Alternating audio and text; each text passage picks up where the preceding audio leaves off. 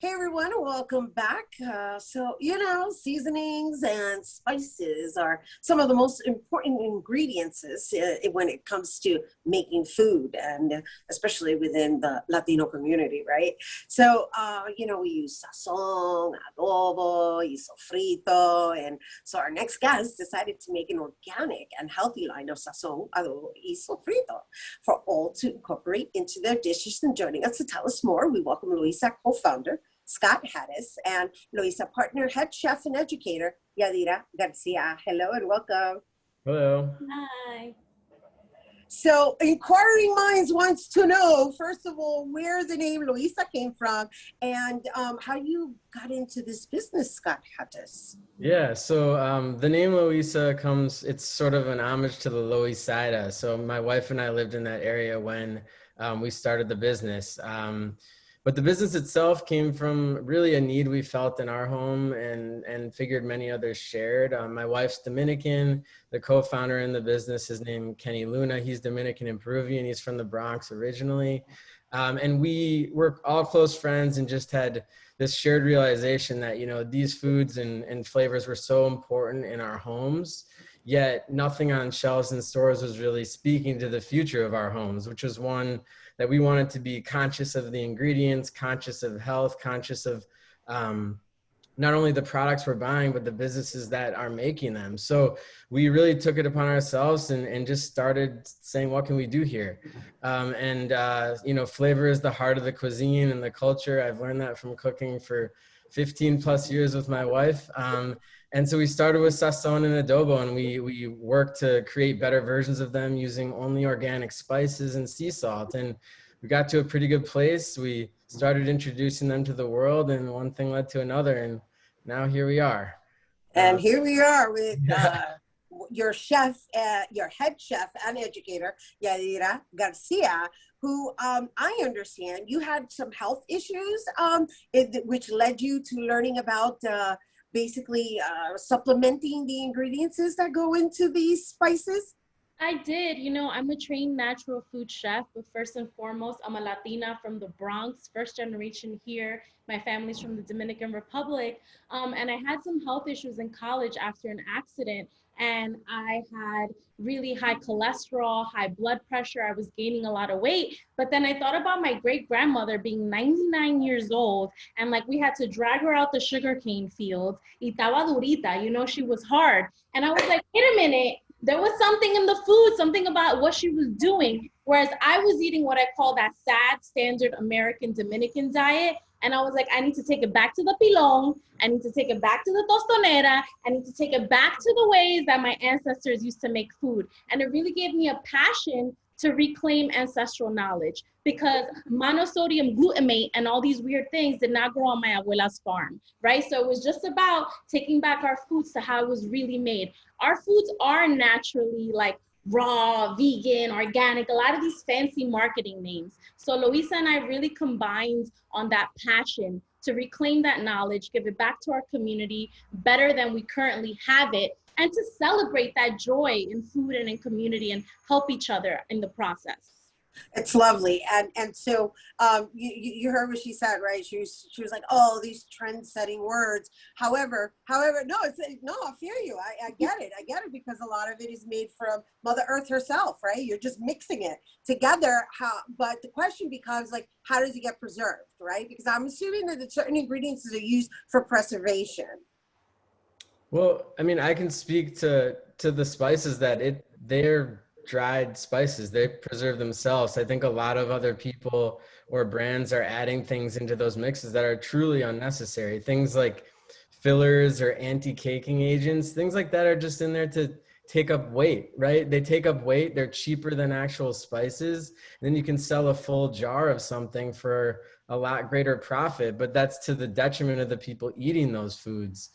And then the sofrito as well, just to quickly, again, no preservatives or anything in that. It's not necessary. There's the acidity of it naturally preserves it when you cook it the way we do. So, Yadi can speak to more of that. Yeah, which we're going to have a conversation about it, because, we know to freeze the sofrito, we wanted to make it last, right? It comes down to food alchemy, to that magia, to that magic of our people, right? When you think about take it back, take it back. We used to preserve, we used to can, we used to jar foods, we used to use acids like limones, naranja agria, right? So those things help to naturally preserve and balance. So it's when I say, when you find that alchemy, that magical point where you take your time with the food and you honor it and honor that process and you find that right balance. So in our sofrito, it's that science, but also that like ancestral love where it's balancing the ingredients in the right way and taking our time make a perfect recipe. Yeah, it's just that mindfulness. No, I get it. It's that mindfulness of also understanding that the food is our medicine. And one of the things I was going through the blog, I saw this article that you wrote that I absolutely loved with regards to like the different styles of sofrito that come from different culturas, and based on what they're different ingredients, they're different palates, and just the now more than anything, right? Because of where we are with the pandemic and being able to use apple cider vinegar as opposed to vinegar. I also understand that you were offering workshops and different ways to flavor up your sazon. Your sofrito, so that it actually serves as a health benefit. Well, I think it's really, really important to honor the entire history of sofrito. Sofrito came from sofregit, which came from the Mediterranean, which can be found in one of the oldest cookbooks ever printed in the 1800s. And then it took this really beautiful trip. And as it went through different Caribbean and Latin American countries, different people added their own toquecito or their own flavors. So that's why you might find culantro, like in a Dominican or a Puerto Rican one, or you might find jalapenos in a Mexican one. And guess what? None of them are wrong. I want to put the fight down, right? Because food unites us and it tells a history of how we are more the same than we'll ever be different. So there's no one right way to make sofrito. And for us, this is really just the beginning of the celebration of how we lean into it in different communities and different cultures, and how do we honor and celebrate that. Not that there's just one way to make it. Is the way that my mommy and my abuela taught me was really special, but the way that your tia taught you is too. Got it. And so with the Loisa brand, with let's say the adobo and the sazon, because I know you sell them in jars, and they have a website which you can shop on, but they also have these reusable bags to, I guess, restock. So let's just talk about your structure and why you did it that way, why you created it that way. People love these flavors, so we wanted, honestly, first and foremost, wanted to give people a way to buy more of them without having a lineup of a ton of jars. But what's great about our jars is they're glass and they're reusable. You can wash them. You can also recycle them if you don't want to reuse them. So by providing the sort of, we call them our big bags, you can cook for your family no matter how big they are, or you can use them to refill and have the same jars you bought over time. So again, I think, but what that speaks to is our engagement with our community. We listen. We want to know what people want. We're making decisions as a business based in that more than anything.